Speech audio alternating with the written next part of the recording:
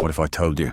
The Conquest isn't the strongest Viltrumite, Invincible. Are you sure? That behind all the chaos, behind the war, the betrayals, and the destruction, there's someone worse, stronger, smarter, more brutal.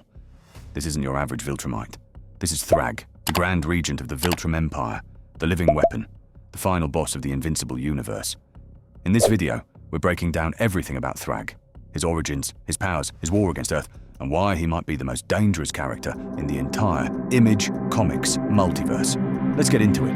We have created a perfect civilization, but it took all of our strength, determination, and courage to get there. To understand Thragg, you need to understand how the Viltrum Empire works. The Viltrumites are a warrior race obsessed with strength and genetic purity. Only the strongest survive, literally. They wiped out their own weak in a massive culling to create a perfect society.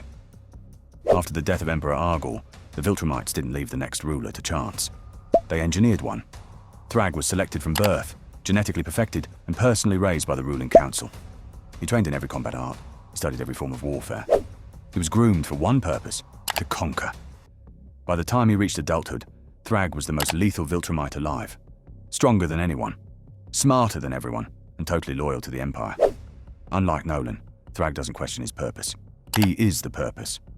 How strong is Thragg? Let's talk power, because Thragg's strength is off the charts, even by Viltrumite standards. He defeats Omni-Man, arguably the second strongest Viltrumite alive. He brutally cripples Invincible, leaving him near death. He goes toe-to-toe with Battle Beast. At long last, my thirst for battle can be satiated. Forgive him, he's a fan, he's been really wanting to meet you guys. The galaxy's most savage warrior, and kills him in single combat. That fight is important.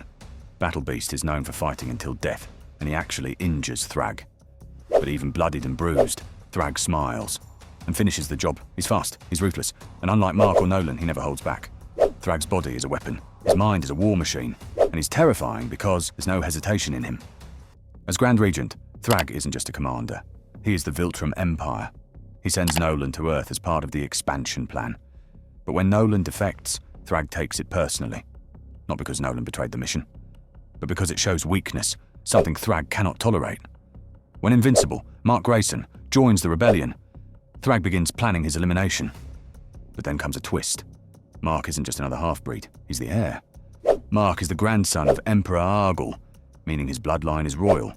And to a Viltrumite obsessed with control, legacy, and genetic destiny, that makes Mark a threat. So Thragg does what any dictator would do. He decides to wipe out the royal bloodline forever. I didn't conquer the Thraxans. They asked me to be their emperor.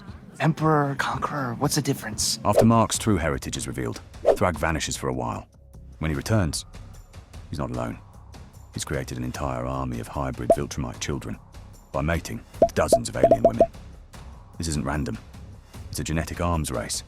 Each child is half Viltrumite, raised to serve their father and hate his enemies. He trains them from birth, teaches them war, raises them to be loyal soldiers and weapons of mass destruction. This is where Thragg levels up from villain to warlord. He isn't just fighting Mark, he's creating the next generation of Viltrumite conquerors. And when he brings them to Earth, it's not a fight, it's invasion. Now we're getting somewhere.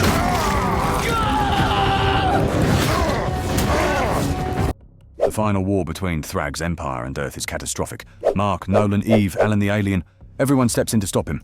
We see full-scale space battles, mass civilian casualties, entire cities wiped off the map. And yet, Thragg pushes forward.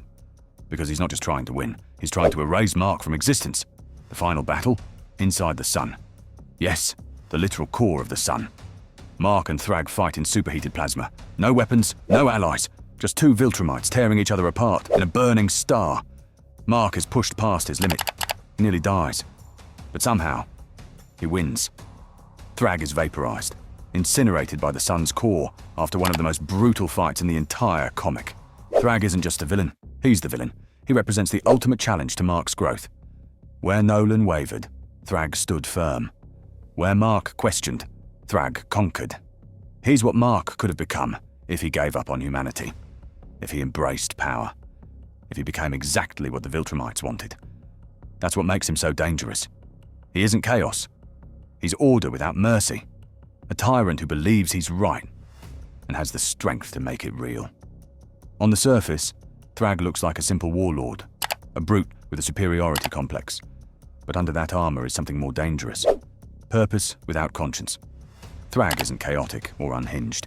He's disciplined, strategic, and entirely emotionless in his execution. He believes in Viltrumite superiority with religious conviction.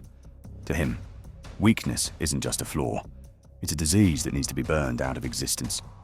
And the most chilling part? He's calm, even when he's committing genocide or training his own children to die for him. Thragg never screams, never panics, because in his mind, he's always right. This makes him scarier than someone like General Zod or even Thanos. Because there's no bargaining with Thragg, no appeal to reason, only strength and total surrender. Even after Thragg dies, his impact lingers. His hybrid children don't vanish overnight. Some of them survive. Some go into hiding. Others question their purpose. But all of them were engineered for war, and that trauma doesn't disappear.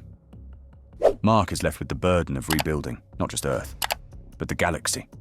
He has to ensure that Thragg's ideology dies with him, and that means more than just stopping violence. It means changing what it means to be a Viltrumite. Thragg's legacy is a curse and a challenge. His children will one day choose their own paths, some for peace, some maybe not. And that's the real threat. Thragg didn't just conquer with force, he tried to conquer the future. So the next time someone tells you conquest is the biggest threat in Invincible, remember Thragg. Not just a villain, not just a warrior. Thragg is the embodiment of everything the Viltrumite Empire was built on. The genetic apex of his species. A tactician, a warlord, and a monster bred to dominate entire civilizations. He didn't just conquer planets, he reshaped them. He didn't raise children, he created weapons. This is the man who tore through heroes like they were made of paper. The father of a new Viltrumite generation, and the final enemy Invincible ever had to face. Mark Grayson fought many battles, but none tested him like Thragg. If you enjoyed this breakdown, hit that like button, subscribe for more deep dives into the Invincible universe, and let me know in the comments, could Thragg defeat Superman, or would the Man of Steel finally meet his match? Thanks for watching, and as always, stay strong.